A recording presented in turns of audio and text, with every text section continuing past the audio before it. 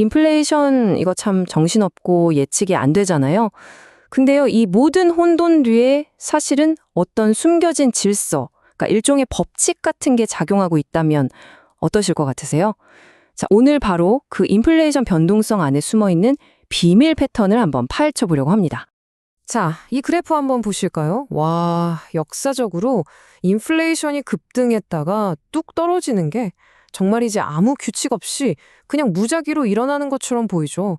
꼭 갑자기 들이닥치는 위기처럼요. 보통 우리는 이런 경제 충격을 그냥 운이 나빴네, 뭐 특별한 경우였어, 이렇게 생각하고 넘어가기 쉽잖아요. 그런데요, 만약에 이 모든 정신없는 움직임이 사실은 어떤 아주 근본적인, 보이지 않는 법칙을 따르고 있는 거라면 어떨까요? 바로 이 질문이 오늘 우리가 파고들 핵심입니다. 좋습니다. 그럼 첫 번째 이야기, 바로 경제 속의 혼돈으로 들어가 보죠. 이 혼돈의 원인을 제대로 알려면요, 먼저 우리가 경제를 바라보는 기본적인 관점부터 좀 짚어봐야 해요. 도대체 왜 우리는 이런 큰 충격 앞에서 번번이 속수무책으로 당할 수밖에 없는 걸까요? 보통 전통적인 경제 모델들은요, 우리가 통계 시간에 배운 그 정규 분포, 그러니까 예쁜 종 모양 곡선을 기본으로 깔고 가요. 이 모델 안에서는요, 뭐 금융위기라던가 엄청난 인플레이션 같은 재앙 수준의 충격은요, 진짜 수천 년에 한 번 일어날까 말까 한 거의 불가능한 이벤트로 취급돼요. 근데 현실이 정말 그런가요? 전혀 아니죠. 바로 이 지점에서 우리가 놓치고 있던 결정적인 실마리가 하나 등장합니다. 경제를 제대로 이해하기 위해서는 잠시 경제 바깥으로 눈을 돌려서 자연과 사회 곳곳에서 발견되는 아주 보편적인 법칙 하나를 들여다볼 필요가 있어요. 그게 바로 멱법칙이라는 겁니다. 이게 뭐냐면 아주 간단히 말해서 극소수의 원인이 결과의 대부분을 만들어내는 현상을 말하는 거예요. 예를 들면 상위 몇 퍼센트의 부자가 전 세계 부의 대부분을 가지고 있다거나 몇몇 대도시의 인구의 대부분이 몰려 사는 것처럼 말이죠. 이건 모든 게 예측 가능한 그런 평균의 세계가 아니라 한쪽으로 극단적으로 쏠려 있는 불균형의 세계를 설명하는 법칙인 셈이죠. 이 슬라이드를 보시면 정말 신기한데요. 이 멱법칙이라는 게 얼마나 보편적인지를 딱 보여주거든요. 왼쪽에 부의 분배 그래프를 보면 소수가 대부분을 차지하고 있죠. 그리고 오른쪽 자연 속 프랙탈 이미지를 보면 작은 부분이 전체 모양을 그대로 닮아 있어요. 전혀 상관없어 보이는데 사실 이 두 현상이 똑같은 원리, 바로 멱법칙을 따르고 있다는 겁니다. 놀랍지 않나요? 그럼 이 멱법칙이 왜 그렇게 특별하냐? 몇 가지 특징이 있어요. 첫째가 척도 불변성. 말이 좀 어려운데 쉽게 말해서 얼마나 줌인, 줌아웃을 해서 보든 패턴이 계속 비슷하게 보인다는 뜻이에요. 해안선 지도를 생각하시면 쉬워요. 그리고 부분을 떼어봐도 전체랑 놀랍도록 닮아있는 자기 유사성도 있고요. 이 모든 걸 한마디로 딱 요약해주는 게 바로 그 유명한 80-20 법칙이죠. 20%의 노력이 80%의 성과를 낸다. 바로 그겁니다. 아니, 그러면 어떤 현상이 이 멱법칙을 따르는지 아닌지 과학자들은 어떻게 알아낼까요? 비결이 있습니다.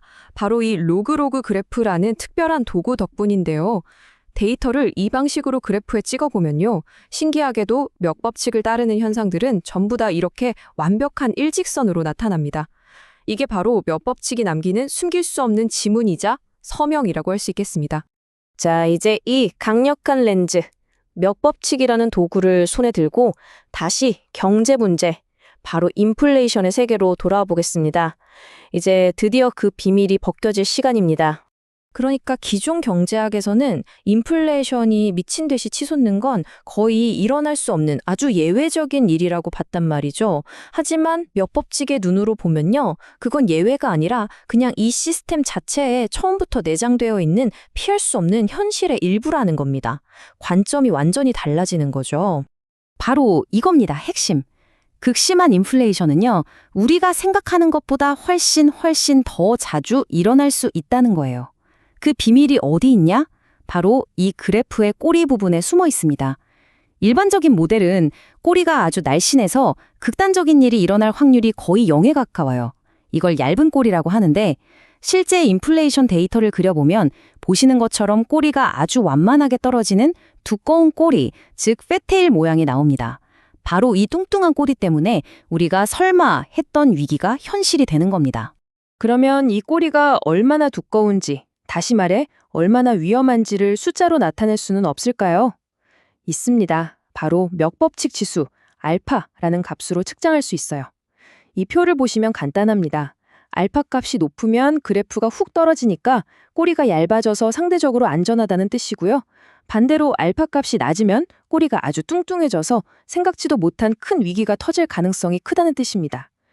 그러니까 이 알파 값이 인플레이션의 진짜 위험도를 재는 위험 측정기 같은 역할을 하는 거죠.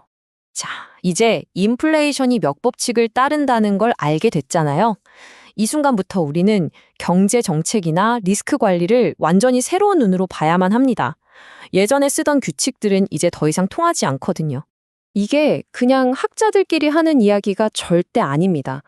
지금 우리가 쓰는 대부분의 표준 리스크 모델들이 전부 꼬리는 얇다는 잘못된 가정을 하고 만들어졌어요. 그러니까 두꺼운 꼬리에서 오는 진짜 위험은 아예 계산에 넣지도 않고 있다는 거죠. 쉽게 말해서 우리가 믿고 있던 안전장치가 애초에 설계부터 잘못됐다는 아주 심각한 경고입니다. 특히 중앙은행 입장에서는 이거야말로 게임의 판도를 바꾸는 이야기죠. 인플레이션 목표는 2%. 이렇게 딱 하나의 숫자에만 매달리는 정책은 언제 튀어나올지 모르는 이 두꺼운 꼬리의 거대한 충격 앞에서는 정말 너무나도 취약한 방어선일 뿐이라는 겁니다. 그리고 이건 인플레이션에만 국한된 얘기가 아니에요. 우리가 매일 보는 주식시장의 가격 변동, 환율의 널뛰기, 심지어 금융 시스템 전체가 무너지는 그런 엄청난 사건들까지 전부 다 이 두꺼운 꼬리의 법칙을 따르고 있습니다. 한마디로 복잡한 경제 시스템이라면 거의 어디에나 숨어 있는 아주 근본적인 특징이라는 거죠. 그렇다면 이 새로운 현실을 우리가 어떻게 받아들여야 할까요? 어떻게 앞으로 나아가야 할까요? 네, 바로 리스크를 바라보는 우리 생각의 틀 자체를 완전히 바꿔야 합니다. 여기서 중요한 게 있습니다. 멱법칙이 미래를 점쳐주는 수정고술 같은 건 아니에요. 다음 위기가 몇 월 며칠에 터질지 딱 알려주지는 못하죠. 하지만 멱법칙은 그것보다 훨씬 더 근본적이고 중요한 교훈을 줍니다. 뭐냐 하면 극단적인 위기는 언젠가 반드시 오게 되어 있으니 우리는 항상 대비하고 있어야 한다는 겁니다. 자, 그럼 우리의 새로운 전략은 명확해지죠? 첫째, 극단적인 시나리오를 어쩌다 생기는 일이 아니라 언제든 생길 수 있는 일로 받아들이는 것부터 시작해야 합니다. 둘째, 이걸 바탕으로 아까 봤던 알파 지수처럼 진짜 위험, 이 비선형적인 위험을 제대로 잴 수 있는 방법을 찾아야 하고요. 그리고 마지막으로 목표는 무조건 이거야 하는 경직된 정책이 아니라 어떤 충격이 와도 거기에 맞춰 유연하게 움직일 수 있는 그런 적응형 정책을 만들어야 하는 겁니다. 오늘 우리는 인플레이션이라는 거대한 혼돈 속에서 멱법칙이라는 숨겨진 질서를 발견했는데요. 만약 경제가 이런 보이지 않는 법칙의 지배를 받고 있다면 우리가 사는 세상의 다른 영역들, 사회 현상이라든지 기술의 발전 같은 곳에는 또 어떤 우리가 아직 발견하지 못한 패턴들이 숨어 있을까요? 한 번쯤 깊이 생각해 볼 만한 질문 아닐까요?